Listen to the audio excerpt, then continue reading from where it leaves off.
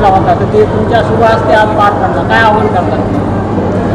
आज खरोखरच आपण म्हणतो ना की पुण्यश्लोक अहिल्यादेवी होळकर यांची आज जयंती आणि त्यांनीच बांधलेला हा पावन घाट, जी की आपली गंगाखेड नगरीची ओळख आहे, गंगा माता.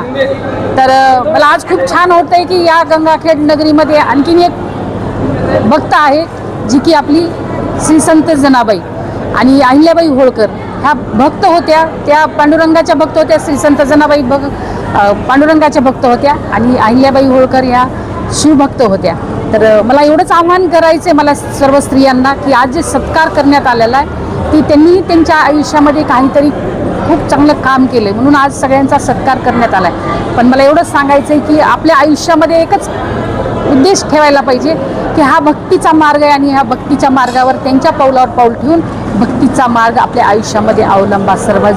सर्वांनाच आव्हान करते मी या निमित्ताने की आज 301वी जयंती आज अहिल्याबाई होळकरांची आपण सर्वजण साजरी केली आज आणि त्यानिमित्तच आपण आज नारींचा म्हणजे सन्मान केला आहे.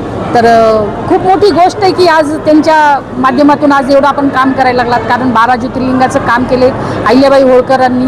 12 ज्योतिर्लिंग म्हणजे इतकं म्हणजे काम करणं सहज नाही, पण त्या स्त्री असताना सध्या आणि राजगादीवर होत्या, पण राजगादीवर असतानाही त्यांना जे काम केले त्यांनी धर्माचं काम केले. जे आपण म्हणतो ना की सौराष्ट्र सोमनाथाचा श्रीशल्य मल्लिकार्जुन जिन्या महाकालम ओंकारम ममलेश्वरम परल्या वैद्यनाथाचं डाकिन्या भीमाशरम सेतुबंदे तु रामेशम नागेशम दारुकावणे वाराणसी विश्वेशम त्र्यंबकम गौतमी तटे हिमालय तु केदारम कृष्णेशांचे शिवालय एतानी ज्योतिर्लिंगानी सायं प्रात पटेनर सप्तजन्म कृतम पापम नामस्मरणेने विनश्यती. म्हणजे इतकं मोठी ताकद ही माझ्या महादेवामध्ये आहे आणि या महादेवाचा जीर्णोद्धार जे माझ्या अहिल्याबाई होळकरांनी केला आहे आणि त्यांनी जे त्यांच्या आयुष्यामध्ये सतीप्रथा होती, त्यांनी बऱ्याच अन्यायाविरुद्ध त्यांनी लढल्या. तर मला एवढंच सांगायचं की जो मार्ग त्यांनी अवलंबला होता त्या मार्गावर आपणही चाललं पाहिजे आणि आपणही काहीतरी घडलं पाहिजे की त्या काळामध्ये त्यांनी जर तितकं मोठं कार्य केलं असेल तर या कलीच्या राज्यामध्ये आपणही काहीतरी बनलं पाहिजे.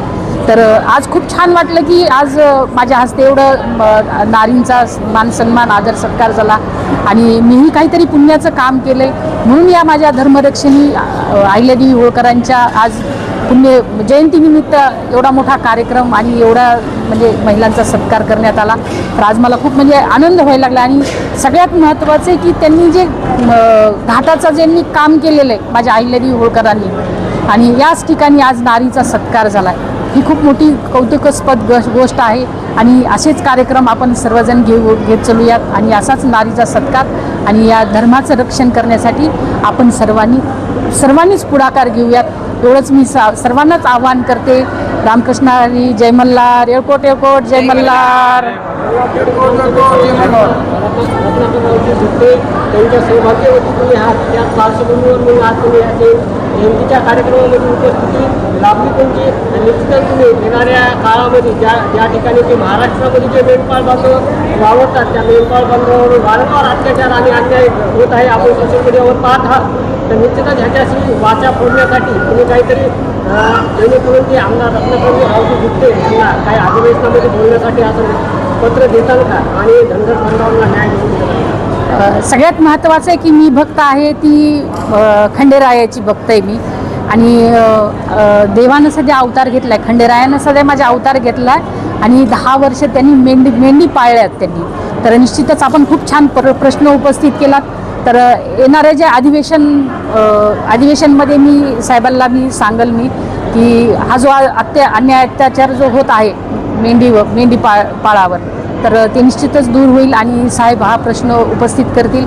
पण मला सर्वांना जनतेला आव्हान करायचं आहे की माझ्या महादेवानं जर अवतार घेऊन जर मेंढ्यांचं रक्षण केलं असेल है ना, तर मी सर्वांनाच आव्हान करते की आपल्या माध्यमातून मीडियाच्या माध्यमातून की हा अत्याचार बंद करा. कारण देवानं जर देवानं जर तिथं अवतार घेतला असेल आणि त्या अवतारामध्ये त्यांनी जर मेंढ्या सांभाळल्या असत्या है ना, तर आपण त्यांचं रक्षण केलं पाहिजे. कारण आपण सगळेजणच बघत आहात आणि आपण सगळेजणच जेजुरीला जातो आपण है ना. तर माझ्या खंडेरायाचं हे आणि माझ्या मेंढ्याचं रक्षण करणं मी सर्वांना आवाहन करते की मेंढ्याचं आणि मेंढीपाळाचं दोन्हीचंही रक्षण करावं. हीच मी आपल्या सर्वांच्या चरणी आपल्या माध्यमातून विनंती करते. येळकोट येळकोट, जय मल्हार.